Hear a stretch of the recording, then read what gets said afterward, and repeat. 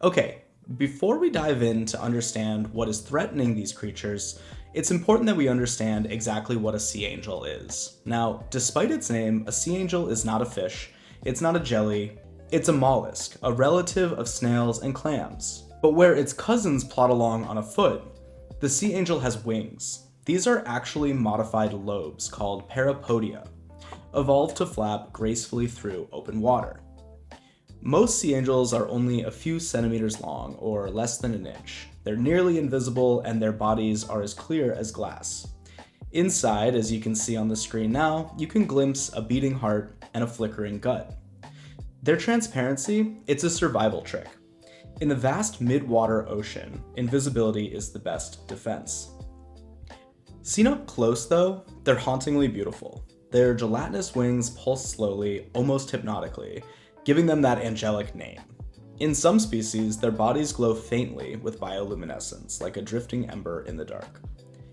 But don't let the delicate looks fool you. Sea angels are predators, and their favorite prey is as fragile as they are. Sea angels survive almost entirely by hunting pteropods, also called sea butterflies, tiny snails that float and flutter through the ocean with delicate coiled shells. I actually covered the sea butterflies on a recent video, which you can see linked on the screen now. When a sea angel encounters one, it unfurls a set of hidden buccal cones, tentacle-like structures lined with grasping hooks. I like to imagine a ghost suddenly sprouting claws. With these, the angel snatches the butterfly and drags it into its mouth, where sharp radular teeth scrape it from its shell. This predator-prey relationship is ancient. It's a fragile balance written into the rhythm of polar oceans.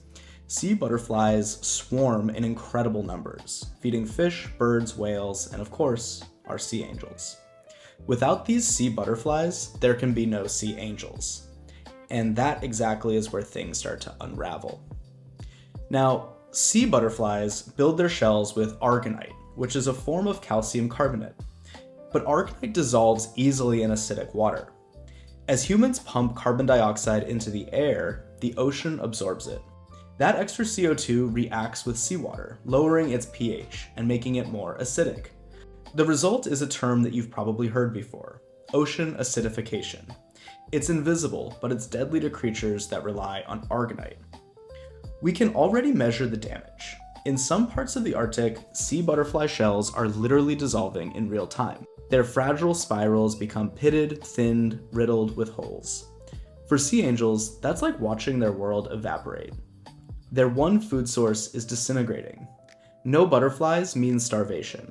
And without angels, the balance of polar food webs begins to tip. This is the silent cascade of climate change, not just warming seas, but shifting chemistry that pulls at every thread of the web.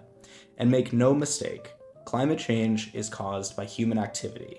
The more carbon dioxide and other greenhouse gases that we pump into the atmosphere, the more that the ocean and other carbon sinks have to keep up and continue to absorb carbon to manage the equilibrium of the planet. More carbon going into the ocean means more acidification, which means more dissolving, which means more ecological impacts throughout the food web.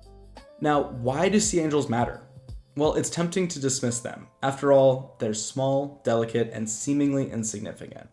But in the ocean, size doesn't dictate importance. Sea angels and butterflies together form what's known as a keystone link in marine food webs. Salmon, cod, seabirds, and even whales depend on the swarms of pteropods for energy. Remember, pteropods are sea butterflies.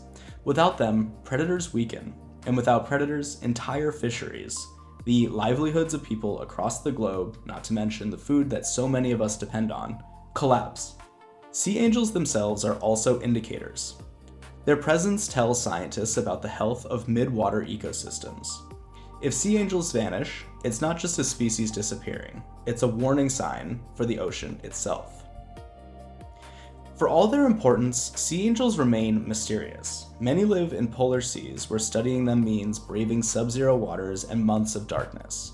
Researchers have discovered dozens of species, each with unique colors, shapes, and hunting styles. Some, like Cleone limicina, are found across both the Arctic and Antarctic, surviving in some of the coldest waters on Earth. Others are more localized, adapting to narrow temperature bands that make them especially vulnerable to warming. Even their reproduction seems fantastical. Some species are hermaphroditic, exchanging spermatophores in mid-swim, their gelatinous bodies glowing as they twine together. They're creatures of myth hiding in plain sight, and we've barely scratched the surface of their biology, which makes their looming disappearance all the more devastating. So here's the twist. We almost never see sea angels. Divers rarely encounter them. They don't wash up on beaches.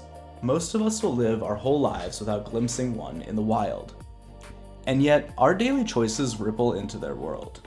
The car ride to work, the plane trip, the factory smokestack, and of course, let's not let corporations off easily.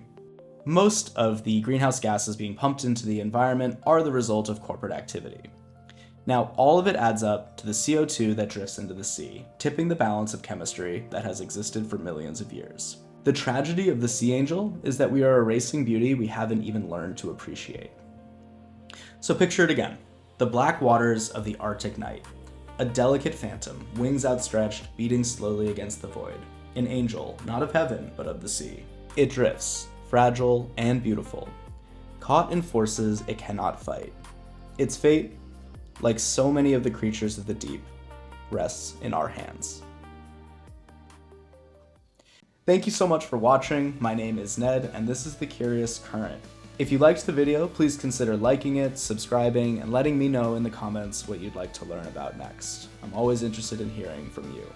Stay curious and stay current.